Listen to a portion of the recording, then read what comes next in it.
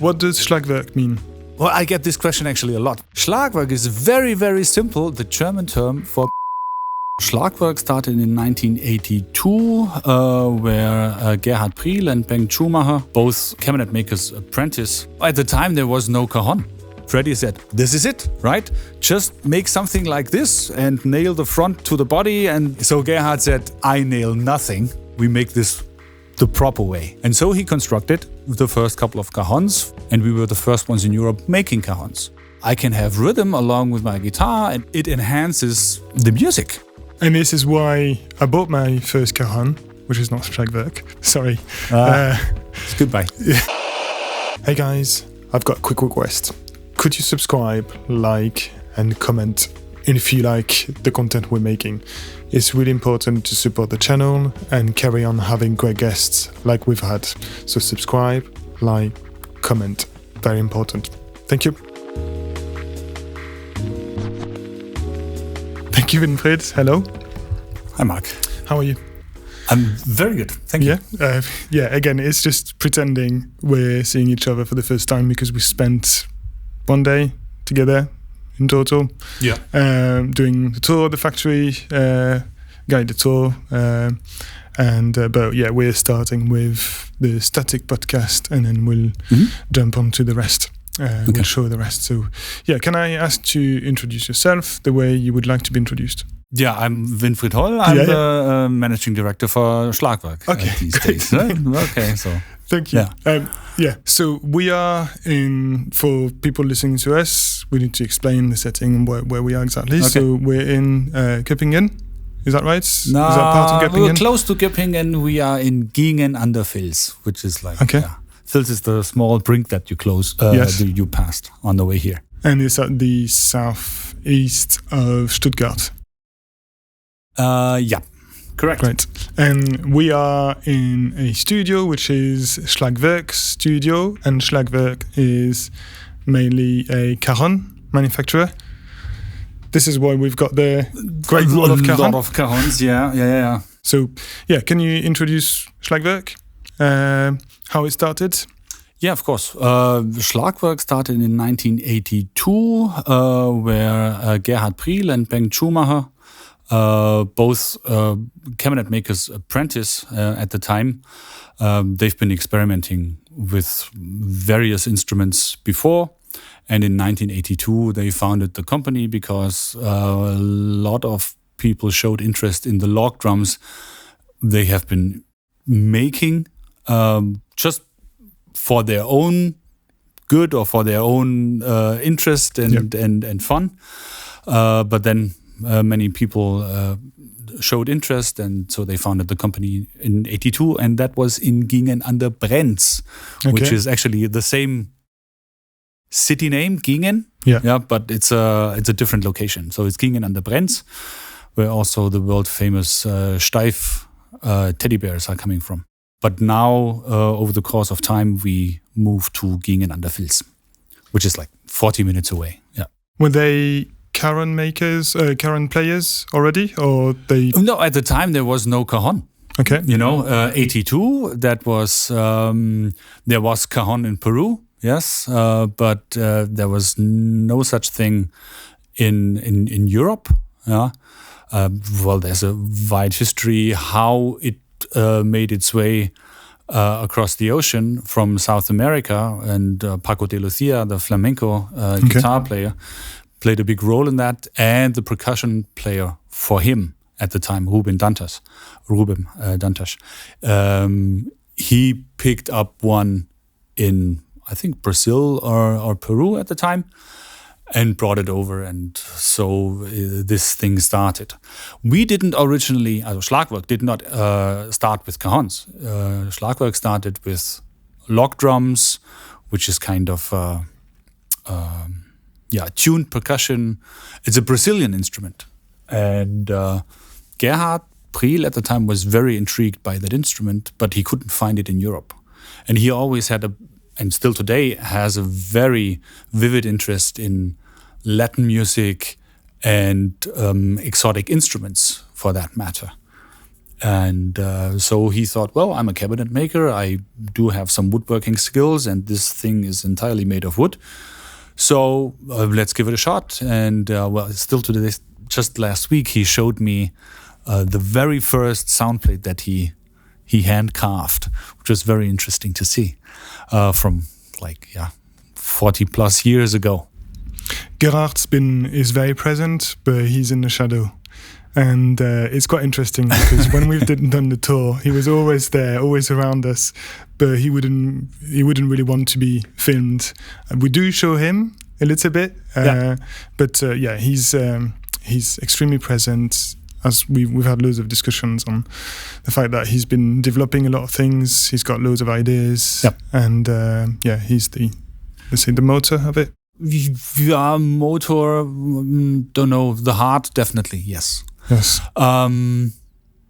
He's not a shy person, not at all, but he's just he doesn't want to be in the very foreground. He likes to work and do his stuff in the background, and I would also not say pull the strings. That would be a very strong word for it, but as you say, he's very present. Yeah, he knows what's going on, and he's every day in the workshop.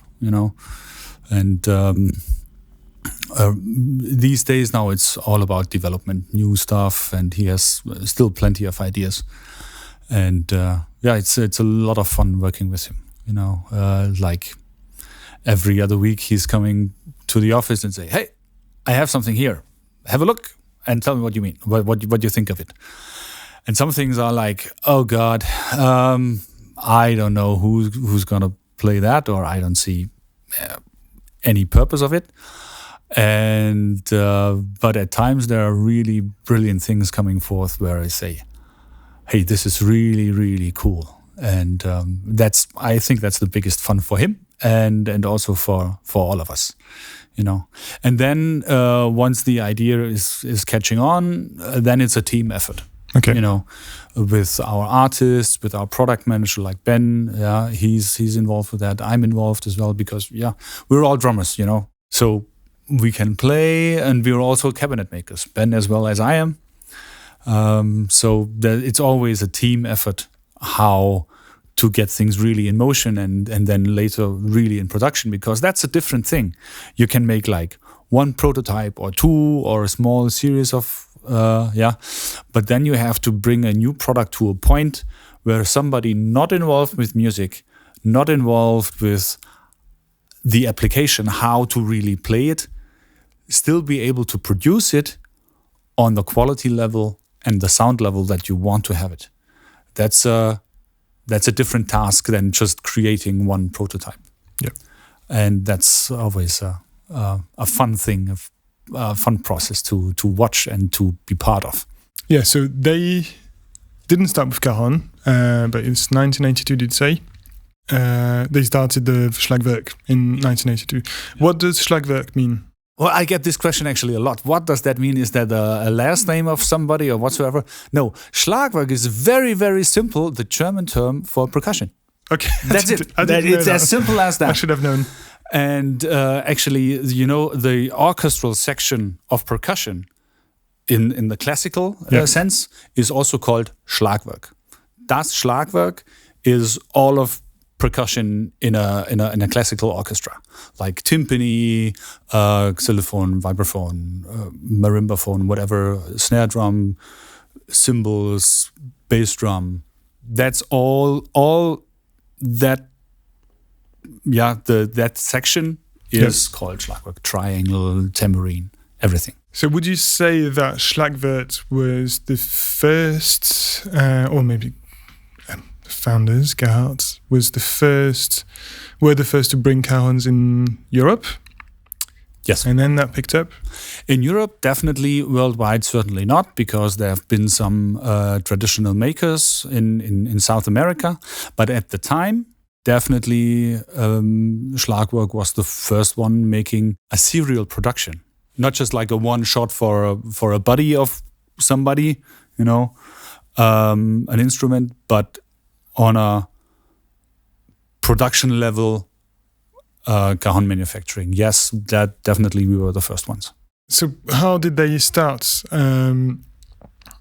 You've explained a little bit offline. At the beginning, they were producing very few Cajons, and then maybe not mass production, but factory production picked up after.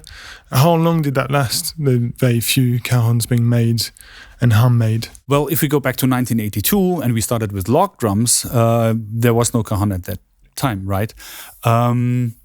But at one point in time, I think it was 84. Not sure on this, would have to ask Gearheart. But 84 around, they wanted, Bendt and Gearheart wanted to make a bongo, right? But they had no chance, or they couldn't find a source of goat skin or any other rawhide skin for that matter. So they thought, being the craftsmen and the woodworking craftsmen as they are, they thought basically what we need is a thin membrane on a shell, right?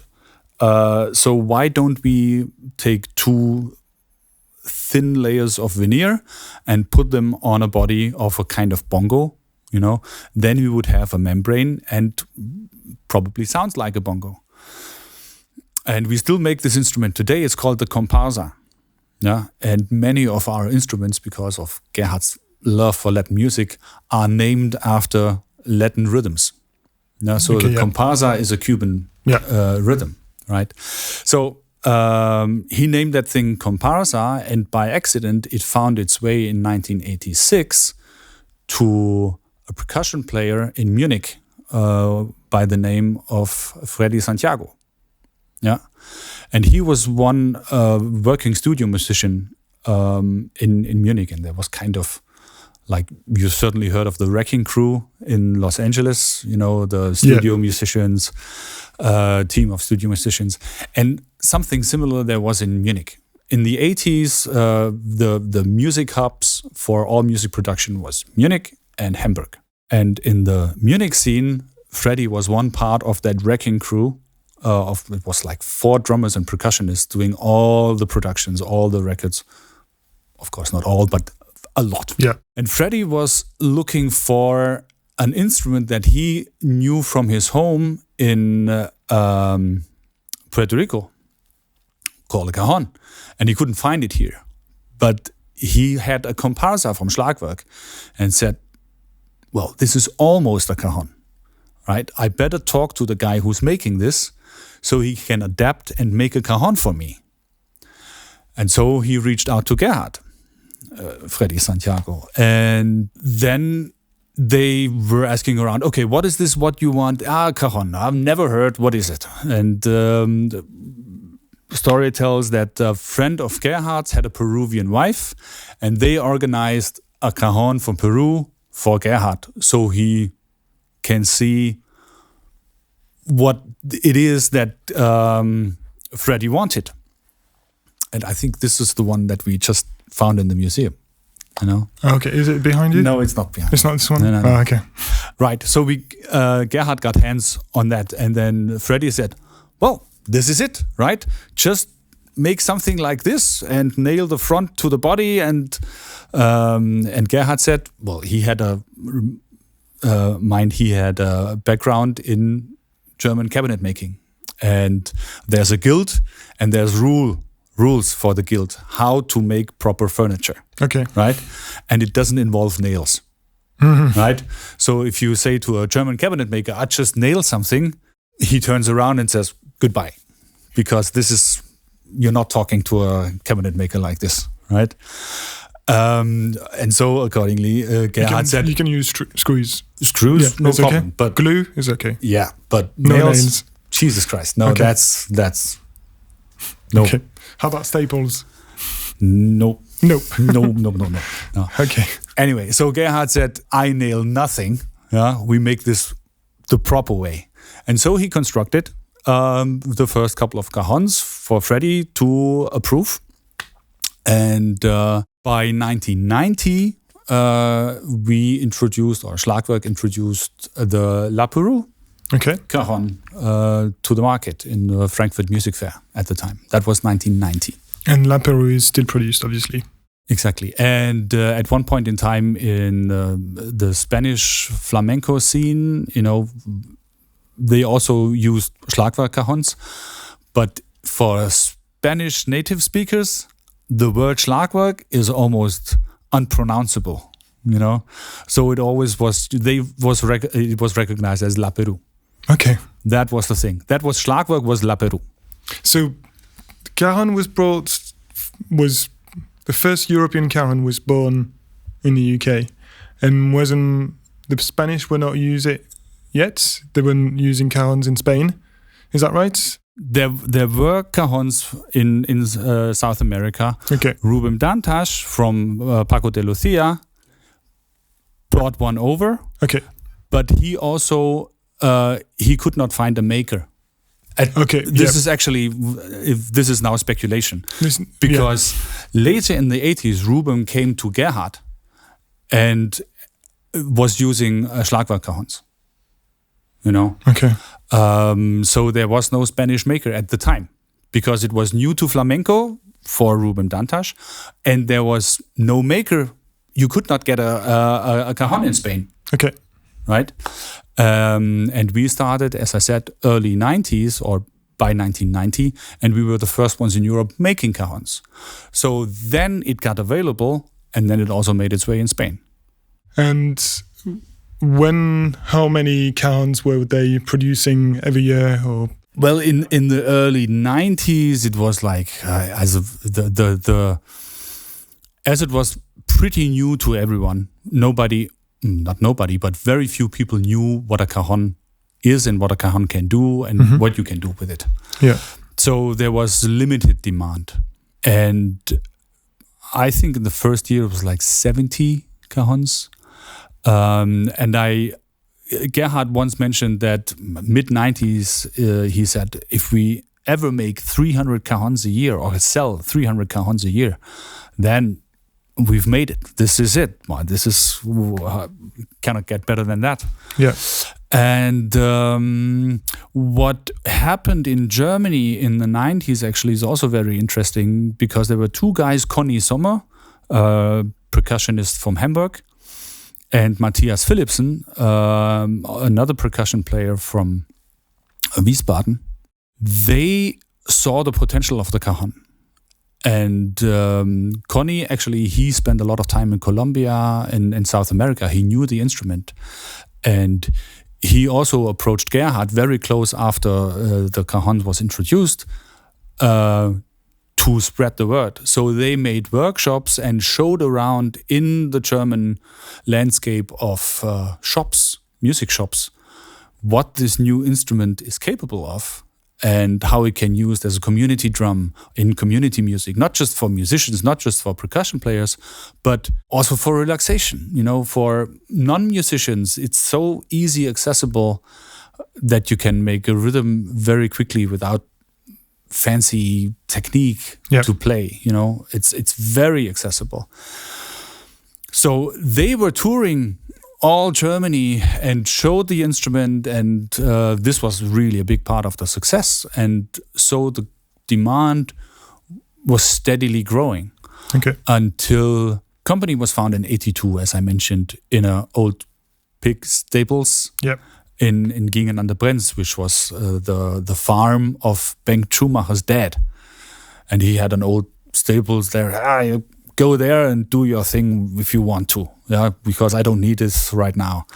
And they started there. And as demand grew, they moved in mid-80s to Geislingen and mid-90s then to Gingen, and had their first employee, I think, in 1992. Were they working with machines yet? Well, I guess... Well, tools, certainly. Hand machines like a jigsaw and a table saw, of course, and hand sanders like eccentric sanders. This was how it was done by then. You know?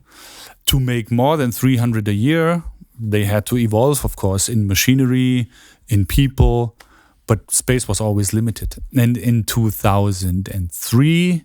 This building that we are sitting in right now here, in the red building, if you show it from outside, That was built in 2003 with a larger workshop.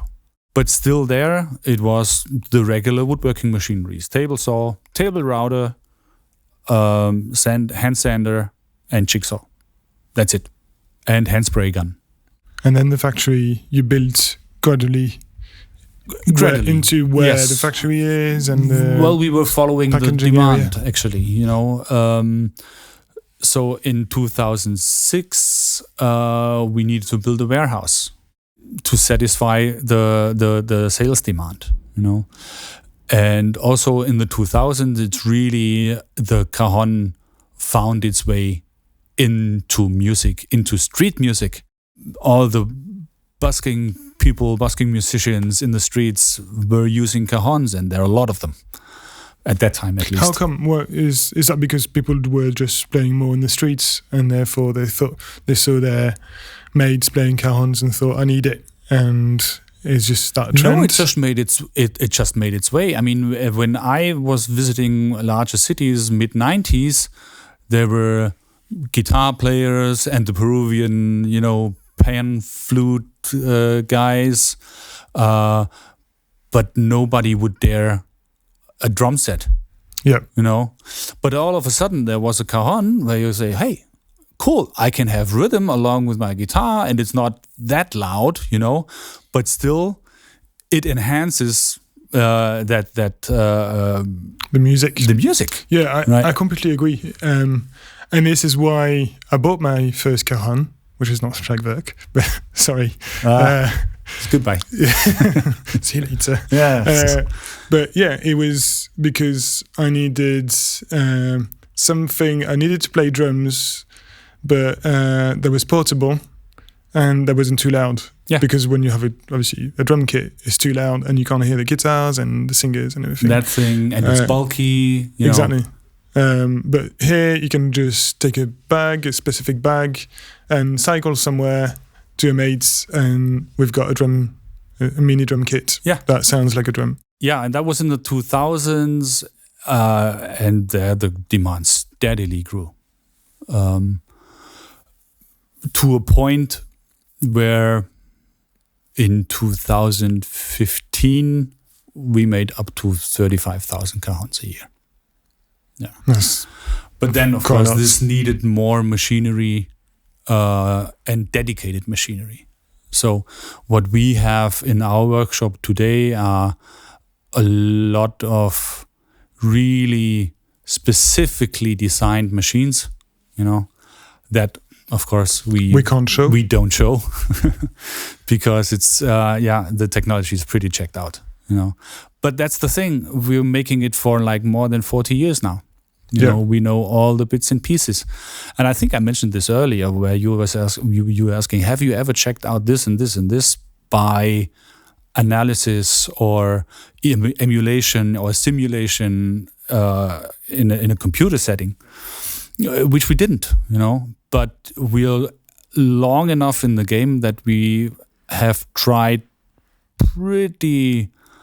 not pretty much everything, but a lot of materials and a lot of wall thicknesses and everything that goes into an acoustic system, which a cajon is. Yeah.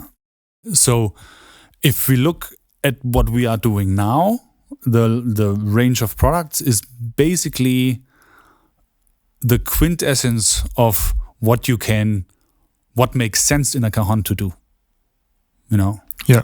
And everything that didn't really work well was rooted out over time. So what we have now, what you can buy as a Schlagwerk instrument, is 100% checked out. One of those custom-made machines, how much do they cost? Do you have an idea? Oof. Like the two main top secret machines. Do you have the two main top secret machines?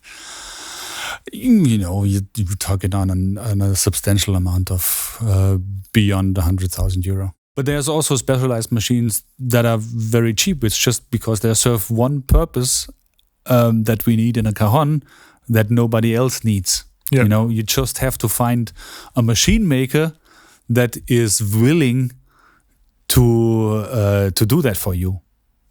And there's machines that are not more than 2,000 euro. Yeah. But serve a very specific purpose. I want to point out the structure of your workshop or factory, which is made of mass timber. Why was it made in this material? And I would have I'm sure in the UK we would expect that structure to be encapsulated for fire reasons, because obviously it's a timber factory, so there's high risks of fire, or if fire catches, it can spread very easily, I would presume. Do you know why that structure was preferred? Well, the structure was used because first off, we're a woodworking company and we like wood. Yeah. Right. And secondly, with that wood structure that we have on the large hall, a large workshop, with that kind of construction, we needed less pillars. So in our entire workshop, you don't see one single pillar. That's true. Holding the roof. Yeah. And this is what this structure does.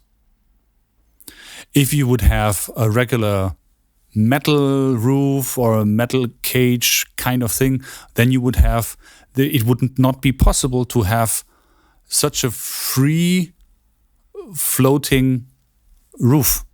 Okay. That's the main reason.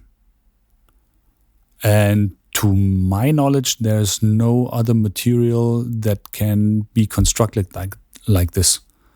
Was it also a cost reason? Or No. It was like very extremely... No. Because to me, a factory like this with the structure is amazing. And it looks expensive. Yeah. Or maybe it wasn't at the time because timber was No. more That affordable. kind of construction is really something was very special. And even the builder and the architect were like, can be done, but that will not be cheap. Okay. So it was not for cost reasons. It was for reasons to have the entire footprint of the workshop accessible. So we don't have to curve around some unwanted construction pillars that we needed for static reasons. Okay. We also spoke about sustainability in doing the guided tour, but can we talk a little bit more about in details? You showed some great graphs that I really like about the consumption of electricity and what you actually produce yourself. How was the self-sufficiency, I'd say, target for the building at the beginning of the building, or it appeared much later? Did you have in mind, well, maybe not you directly, but did they have in mind to make the building as sustainable as possible from the start? Well, these days, sustainability is a fashion word, and when Gearheart started, this word didn't even exist. But our area here is in Germany quite infamous for being very cautious with money and very penny pinching, if you will, and that's just out of saving money, saving cost. Is also saving resources. And one example, for instance, is when we started, or when Gearheart started, we didn't have boxes to ship the Cajons. We were just simply collecting the boxes from other factories that they throw away. And then packed our Cajons in there. Mind, it was only like 70 or up to 300 a year at the time. Nowadays, this is not possible anymore. But you see the sense or the mindset behind it. It's like, why should I pay for something if I can just save it somewhere else? And this runs through the entire company. The cardboard boxes that we receive from our sub-suppliers are shredded and used for padding material if we ship something. And the latest thing was we wanted to skip plastic, because for me, this is something that I don't like and I don't understand as well, is if I'm a product manager and a product designer, then I don't stop by designing the product. The packaging goes along with it, right? And then at the very end of that thought is what happens to the packaging when the consumer unpacks his new product. Yeah. And the last thing I want for myself as well, if I unpack something, even if it's like cereals, it's like, good Lord, why do I have like this pile of garbage and waste for this little cereal that I get out of it? Yeah. So we have a goal that we don't use any plastic anymore in packaging, and we're pretty far with that. So again, the last thing I want to produce when I unpack a new product is waste. And so like 4 years ago, we started to pack the Cajons and almost all other stuff in cotton sacks, 100% natural cotton. So it's not bleached either.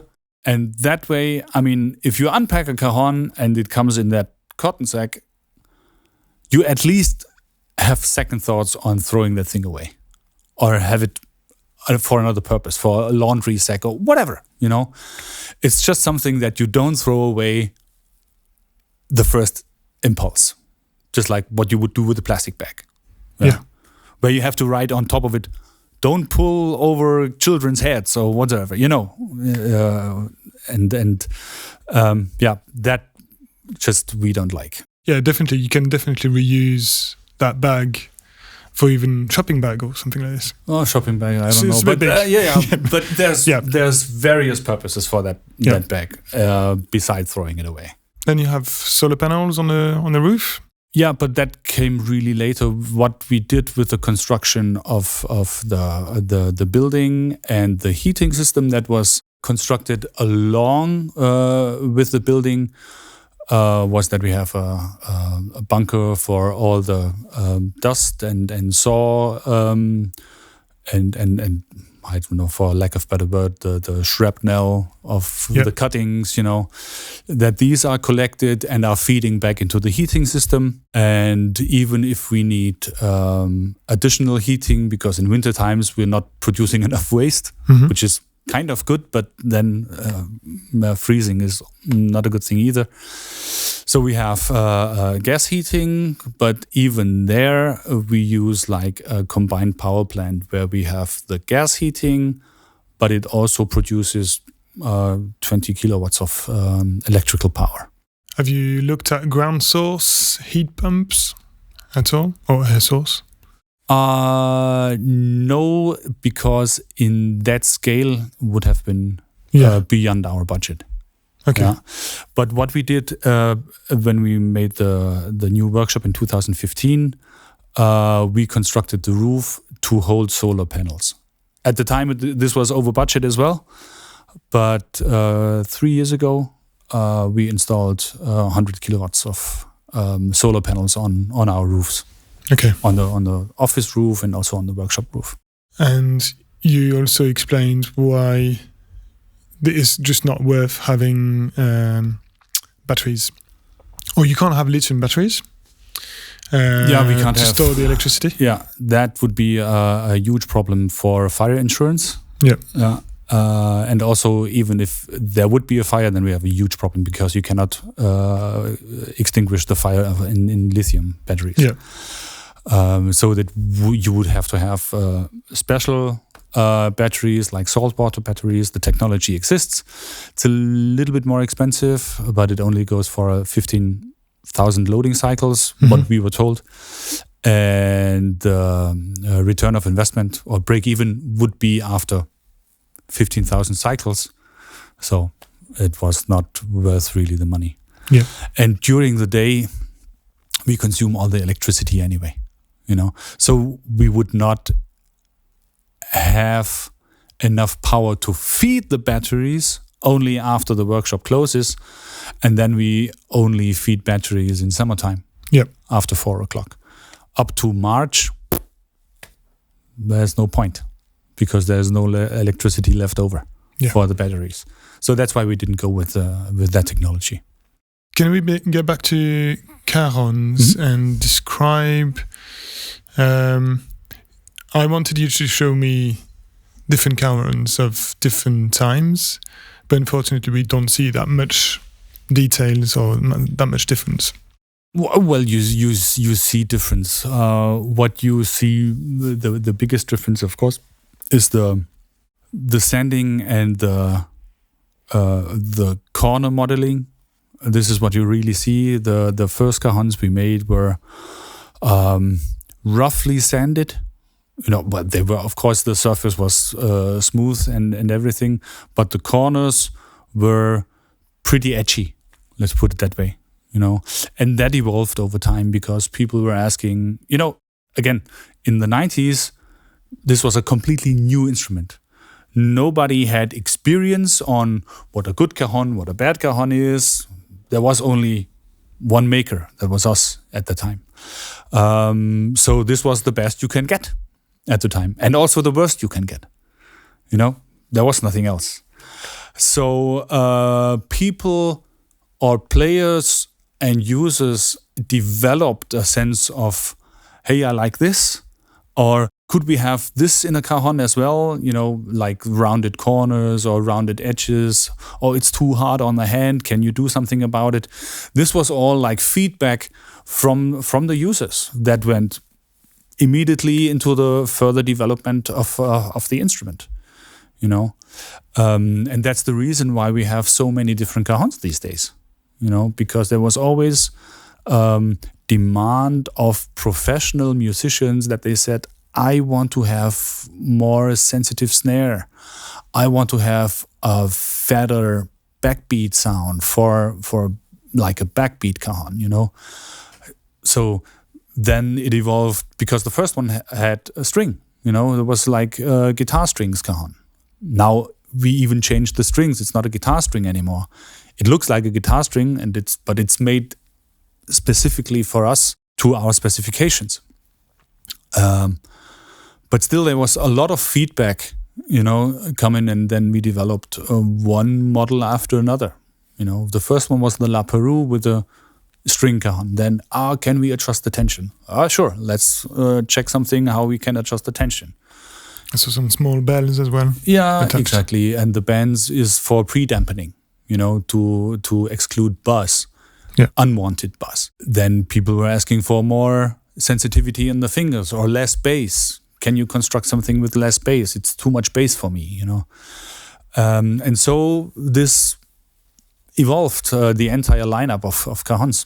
On the bass, we did demonstrate where you attach to the whole little system, like a tube, and you diminish massively the bass. We've not demonstrated it actually earlier because we did a small demo of different cajons with Max and Ben, who were great.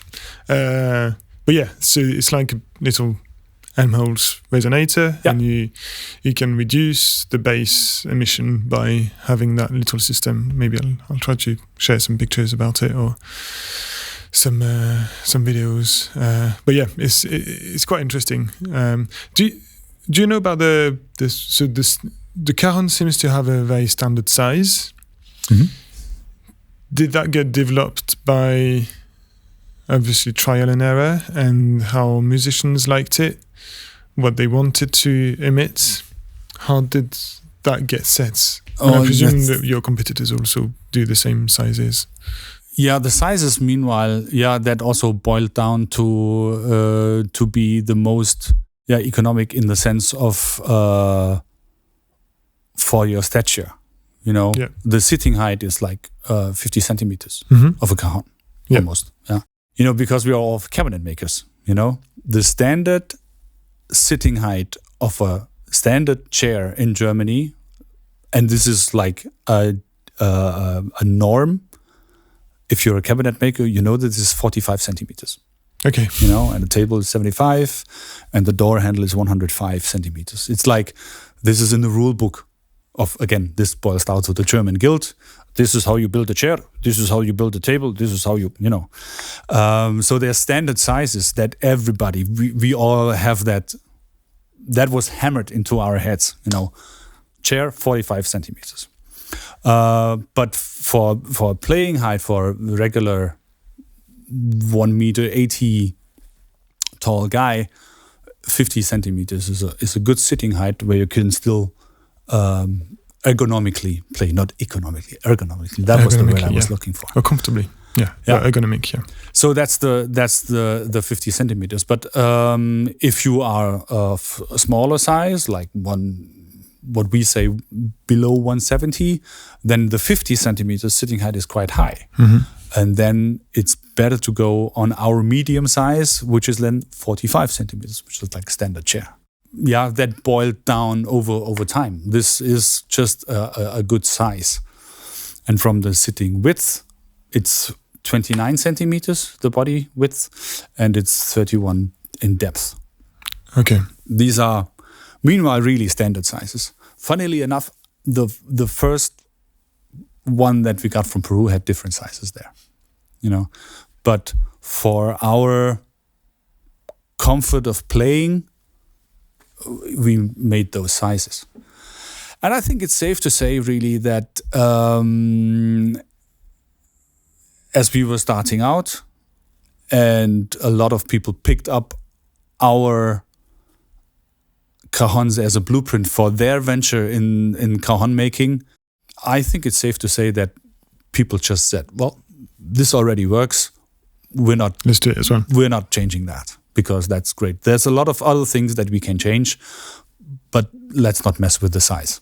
You also talked about the stiffness of the back plates, which you brought a small sample here. I don't know if we'll see that on there. Maybe you can put it higher. But yeah, can you explain why it's so necessary to have that triangle?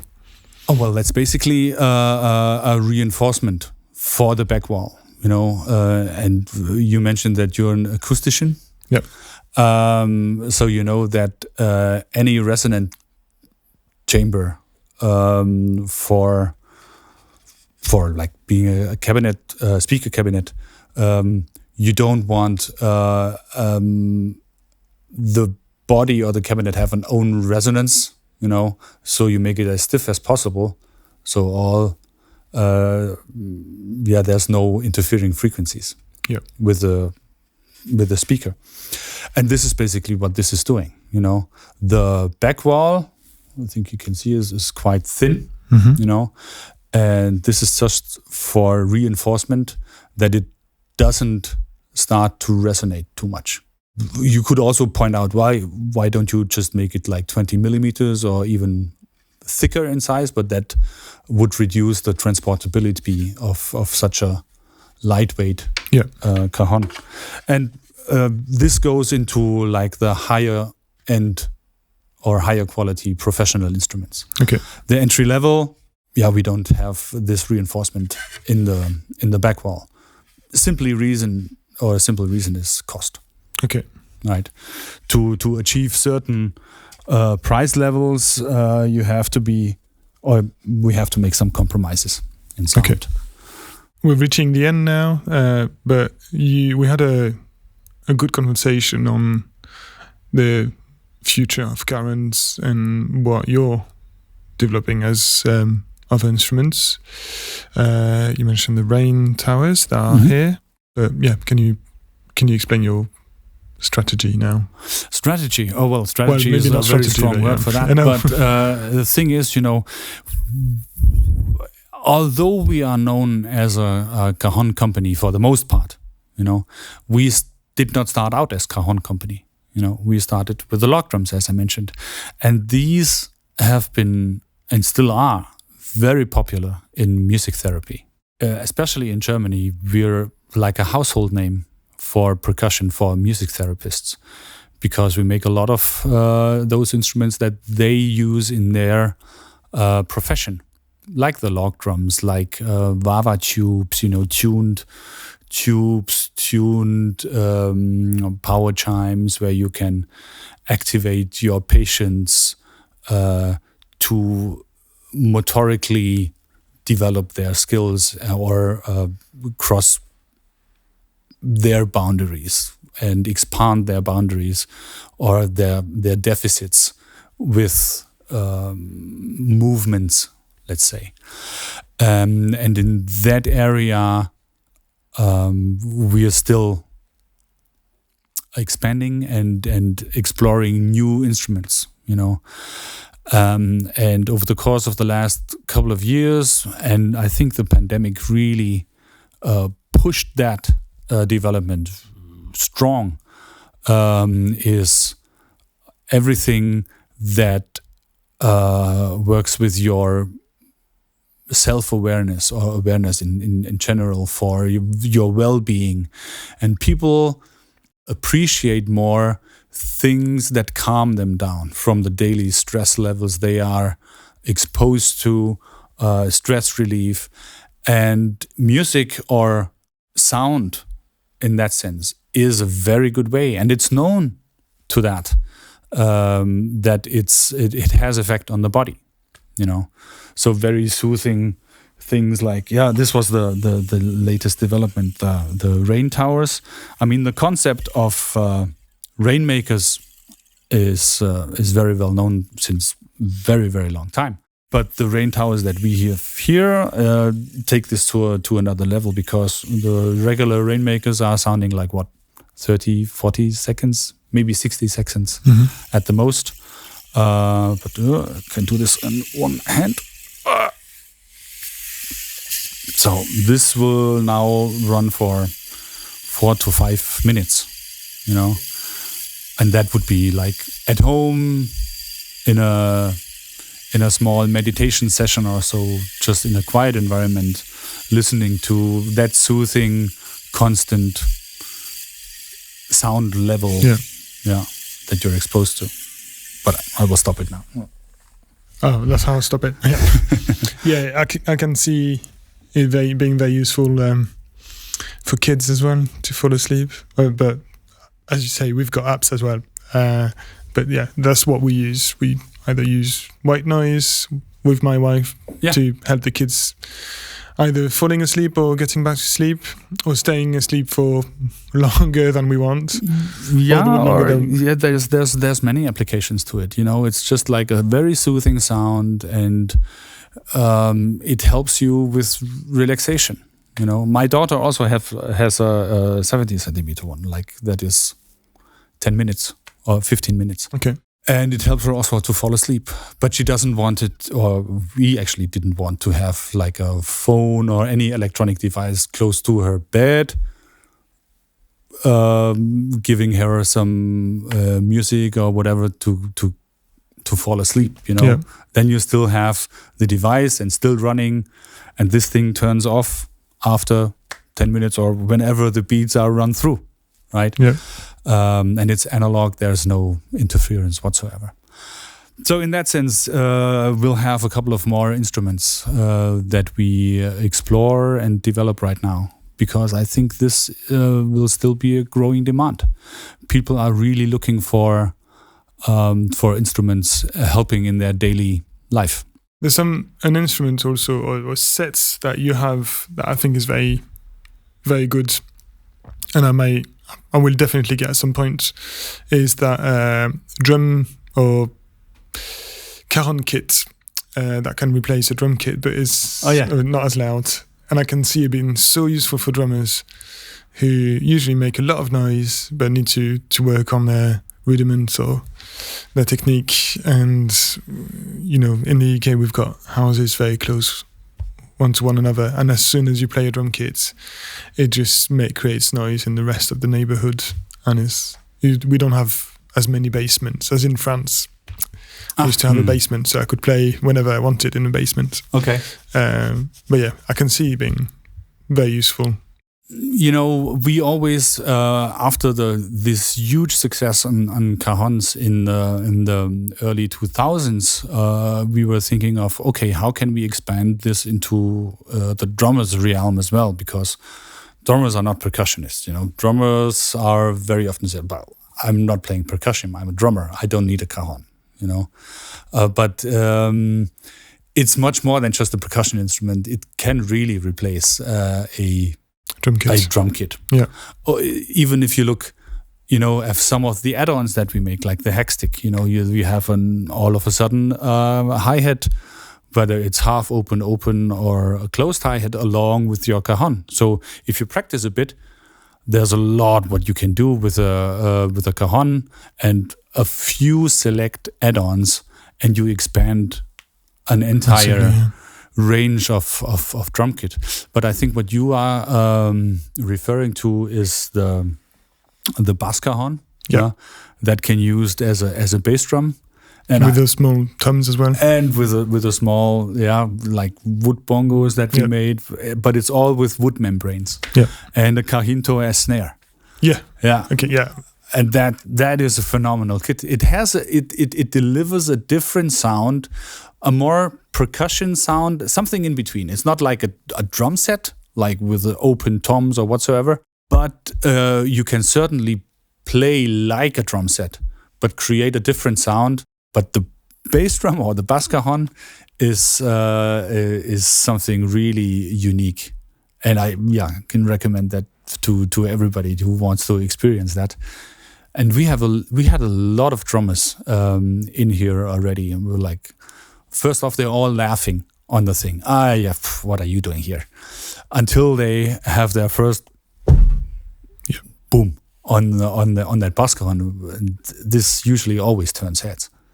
It's like, what the hell is going on here? Where's the microphone? Yeah, and that's really something very unique. But then again, you're losing a little bit the transportability of a cajon. True.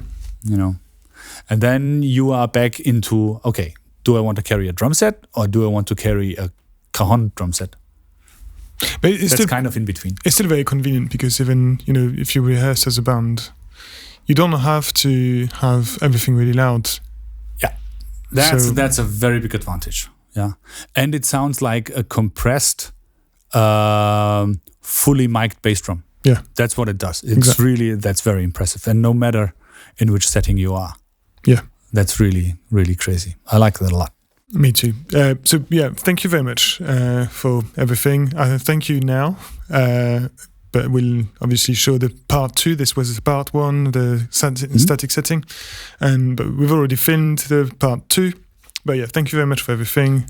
It's been a pleasure here in Germany.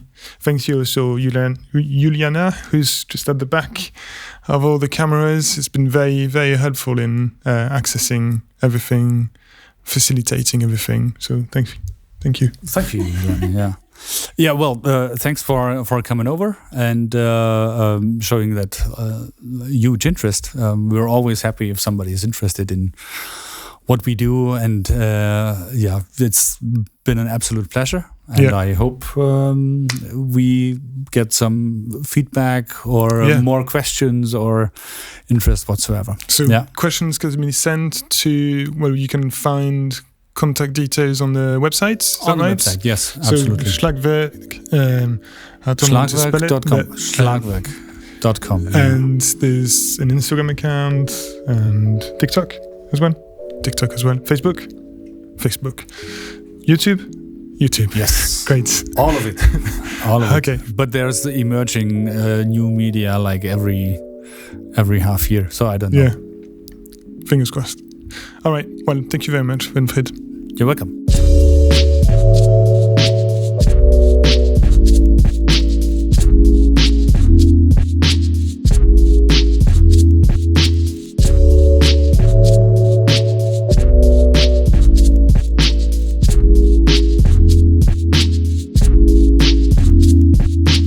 So this is where storage of the wood is, right? For mainly we process plywood or solid wood.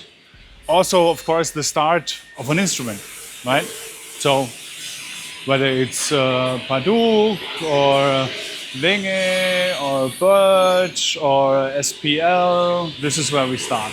This is where we cut all the plywood, and we're not producing on order, but on stock.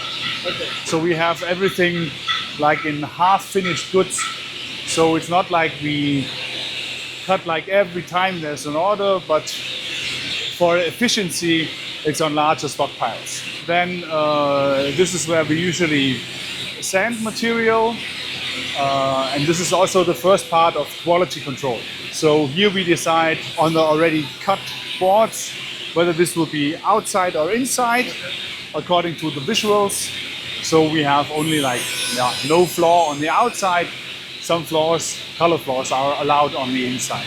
And this is where we sort out here. If you look here, for instance, well, this is very obvious now that the flame, as we say, is pointing to the top and not upside down, right? So this is what we sort here, whether it's a top or the direction of the grain, right? Here it's very obvious, but there are other boards where it's not so obvious. So how would you sort this, right? But luckily we are all cabinet makers, and this is part of the education in the trade to define the grain direction, right? The next step would be the brand stamp right away, and there of course you have to, the grain direction needs to be done before that, because after that you have the logo on top and then there is no turning it.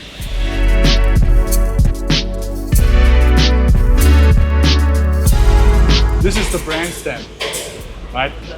So this is of course foot operated, so you have to only put it there. When you see on the car side, it's like, this is made here, right? It's just for testing, of course. So yeah, and you see here, this is all like cut tops and bottoms and sides. Yeah. The process where we make the corner joints is here, but we don't show this. Okay. Top secret. So the brand stamp is there, and then you see what notch and see. So the corner joint is like this then in the end, right? Why do you use plywood? Why? Yeah. And no other woods. We do have solid wood as well, but it's more expensive. Doesn't have any particular sound properties. It does have, of course, but the main ingredient for the sound is the front board and not the body. Yes. Yeah, the body is just a little essence, a little fairy dust to the sound. But the most part of the sound is coming from the front board. Great. Okay, so here's how we make the bodies. Yeah, 3 presses. So it's one run is 40 pieces, one guard. Yeah. 40 pieces. Yeah. In one run. And then it's like 3 runs a day. So it's 120 pieces. So Randolph is applying glue and then putting them together. So it's not like nailed or anything. It's just like the corner joint that really has a strong bond, with those notch and feather.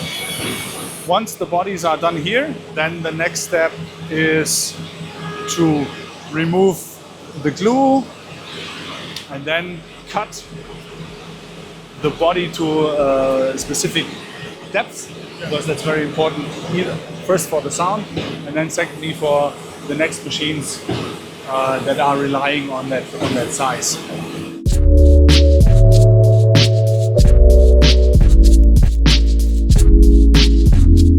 Once the body is cut, then at the very end of the day, we glue the front and the back wall to it. Why at the end of the day? Because then it can cure overnight, and the bond of the glue is then very strong for the next day when we have to remove the excess. You know, now the glue, if it's white like this, it's quite fresh. Yeah. You can actually still move it, and this takes usually like an hour or so, and it's hardened. But to fully bond, it takes 10-12 hours at least. you may realize there's not too many cajon makers using the system like we do, with half glue, half screwed. You know, like most of the flamenco cajons are fully screwed. Yeah, but that also means that they get very sensitive, but they lose a little bit bass, low frequency, and a little bit punch. This is how the cajon looks when it's out of the press, yeah, the next day. So you see the glue is now like glass, and now it can be machined. It's already drilled and screwed, yeah, and then you already have a cajon sound, right? This is where it starts. These are just gone out of the machine. Yeah, okay. Finally made with an excenter sanding machine that really makes it smooth and very round. Yeah, comfortable to play.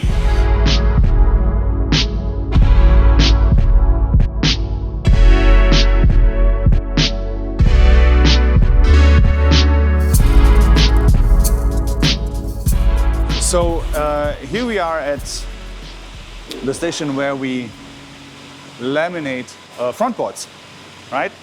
So this is the standard substrate. Yeah. So we apply glue with this roller over here. So it's like a process where there's glue inside and you only push through here. Yeah. We attach at one side paper. This is called veneer paper, and this provides kind of like a balance of power, right? Because if you have one sheet of veneer on one side, then there's a lot of tension, and you need to balance that tension from the other side as well, and therefore that's that it's a special paper. Yeah, so here we have all the different front plates that we have. This is like super agile, silver lining, what we call it. And that's a kind of design veneer that we have with aluminum layers in between.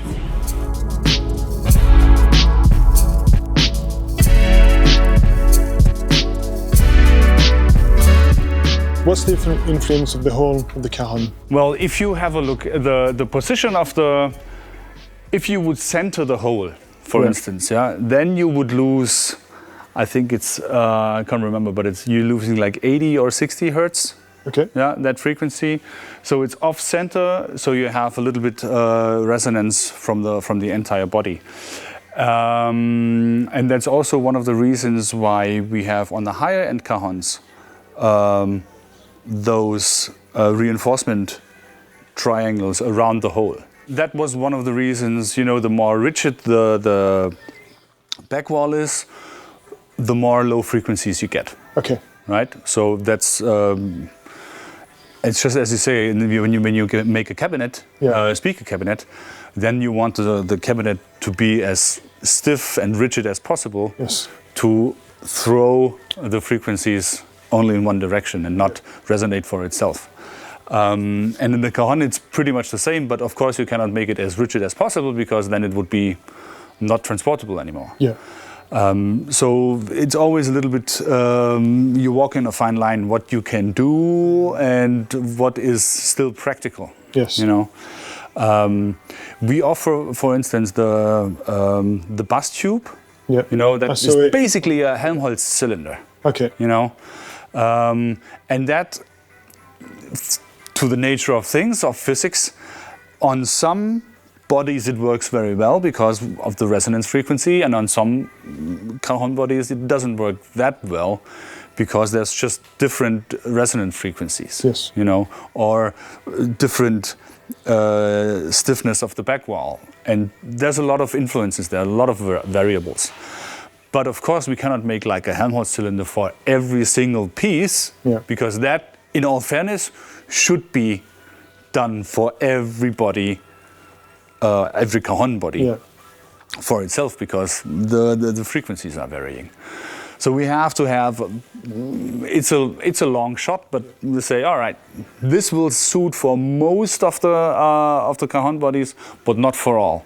So this is something that I always encourage. You have to check it out, because on some cajons it works just fantastic, and on some it's so, and on some I think, what did I spend my money for? You know, so it's always something that you have to check out. So you've seen the finishing of the product of the cajons with the felt feet. Yeah. So these are also specially made for us, and they are rubberized. So they are not just like a regular felt, and the rubberization we do in-house. Okay. Yeah. So this is also a proprietary process. And we like those much better because the rubber doesn't react with any wood flooring or whatever it is. And the sound insulation is very great with those. Yes, so we like those. All the cajons, when they have been finished here with mechanical and visual final control, then they have a red tag here, right? So these are finished products, but not yet acoustically checked.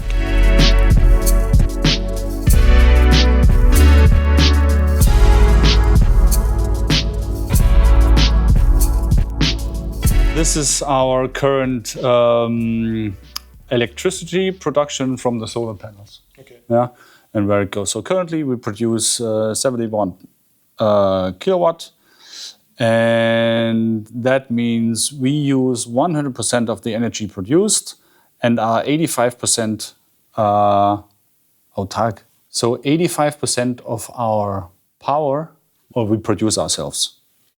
Red is we have to buy electricity, and green is we produce ourselves. So it's only very little that we consume from outside. Of course, this is in the morning. Yeah. Yeah. This is breakfast break.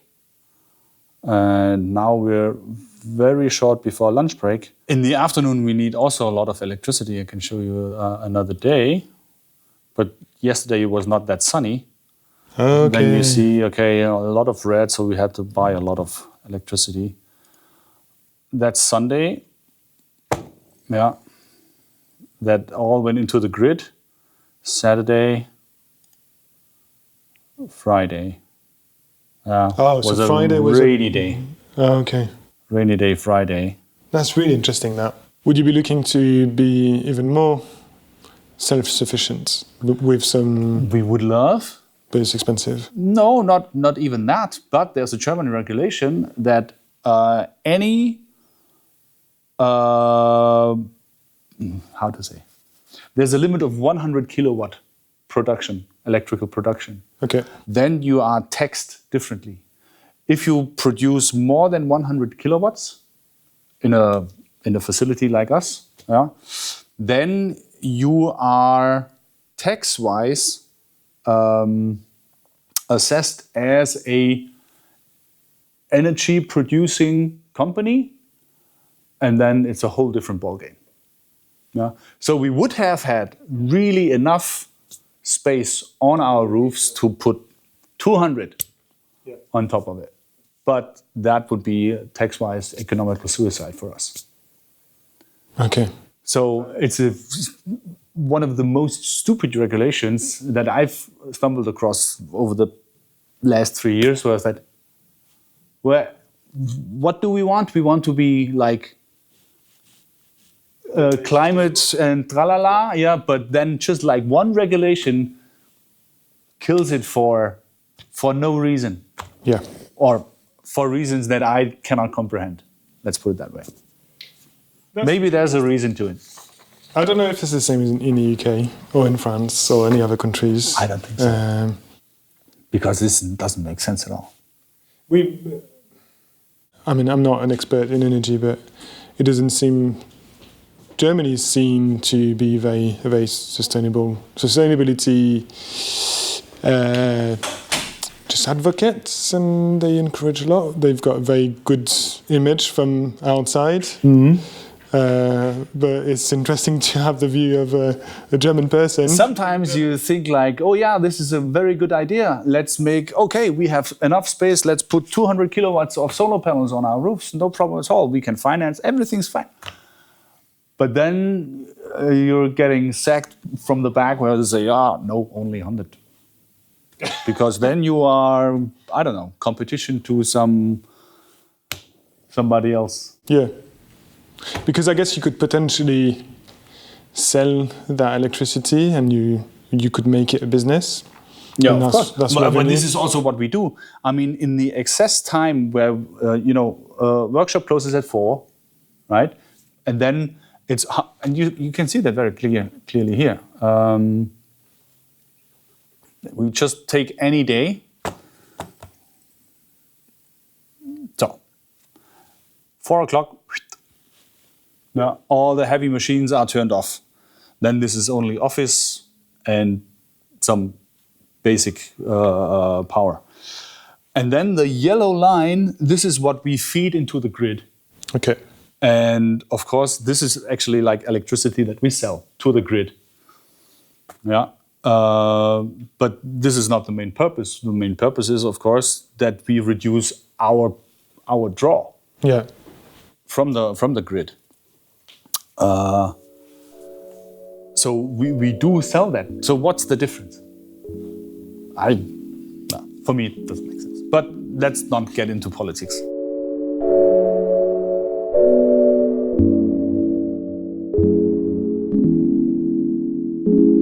My name is Max, I'm a percussionist and also endorser here at Schlagwerk, and today I'm going to show you here in the quality room how we quality check the cajon. So here we have a palette of cajons that need to be tested, and what you see here is a red card. We have 2 different cards. The red card means they still need to get fixed and you have to tweak something on it. And when we have a green card on it, that means that they are ready to go to the packaging and can be shipped. But in this case, it's red, so all these cajons have to be checked. So I'm taking just one from here. I take this one. So the first thing we have to do with the cajon is, because I think you already saw it in the workshop, because of the glue and the lacquer, what happens is that the tapa, the hitting surface, is getting under tension. The problem is when you don't release the tension from the tapa and you play it, what can happen is that it can break during your play. And this is something we don't want. So what we do is called a heart massage. So we do it like this, and then you hear the crack. You would think it would be that it was the tapa. It was not. It was the glue and the lacquer that was released from tension. And so it's getting softer, and so it don't crack. So we do this a few times until we don't have any crackling anymore. So we can do now the first sound test.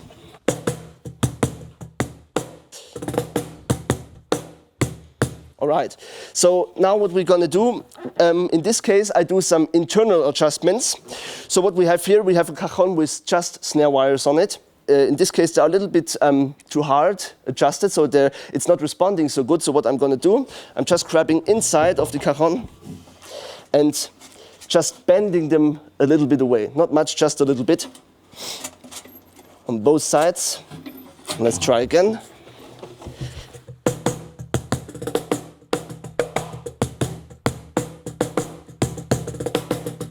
It's already sounding better. And now another step that I'm doing is turning a little bit on the screws here. Now you have different options. It's like with a drum skin, right? So when you turn the screw inside, you have a little bit more tension on the tapa. When you loosen it, you have less tension. So we want a little bit more tension. It's a little bit dry. So what I'm going to do, I'm using a screwdriver and adjust the screws.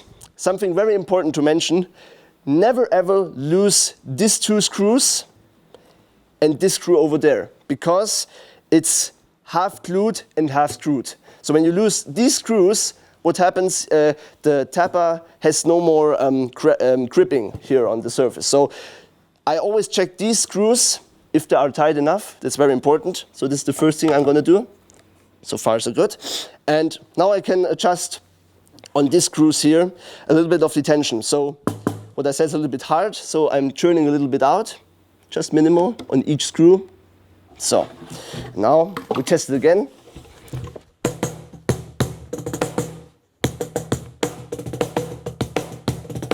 So that's fine now. And just for comparison, if we take from over here another cajon, the same one. So this one is unprepared, it's raw. It's a little bit harder here and a little bit drier. And when I play this one,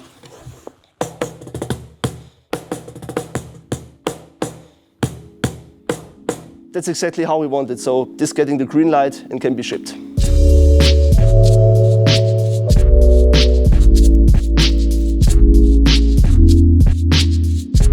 The thing that is also, I think, worth mentioning is Yes.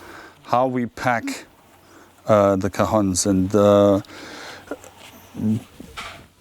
And before we used to have like plastic pouches or plastic bags, but since 2020 or 21, we use those cotton sacks because, you know, I always hate if I unpack any new product and the first thing I produce is waste. You know, plastic, styrofoam, whatsoever. And with a cajon coming in that sack or a frame drum or anything for that matter, we try to use no more plastic in packaging.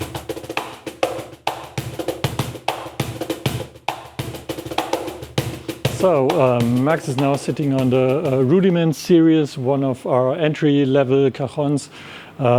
Quite simple inside. We have a snare inside fixed, so you cannot adjust that much inside, but it's beginner entry level. We have it a lot in schools or kids or beginners. Next cajon, it's a 2-in-1 404 black. It's our most selling product. It has a snare traverse inside. You can also put it outside, so you have a kind of a conga-like sound, or you have it inside, so you have a well-defined snare sound. Quite nice bass and great overall cajon.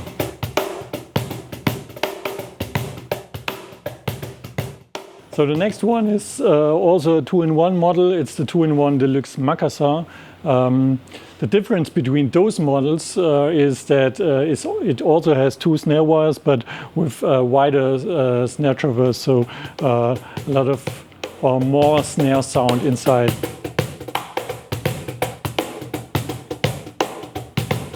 So the next one is a cajon from our Urban series. It's the Urban Red model. It's based on the La Peroux, one of our oldest cajon models. So far it's a string cajon. It has 2 strings attached inside, and it's more sensitive in the snare area. Great for live street playing.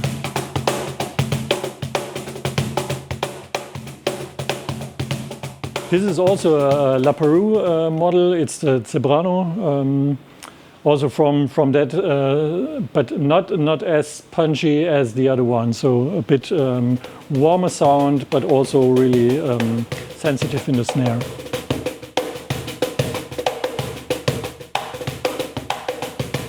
Now we are heading to our one of our top models. It's the Fine Line. Special here is you see the body from the cajon. It's rounded on the top, so it's really comfortable to sit. The snare inside is a bit special. It also has strings, but windings. So it's kind of a mixture between snare wires and strings. Really sensitive in snare.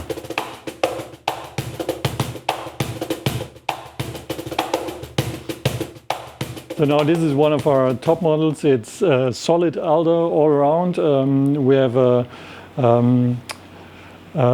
burl front plate. It's a La Peroux.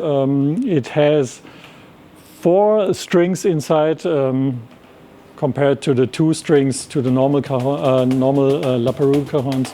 So a lot more sensitivity and really warm bass.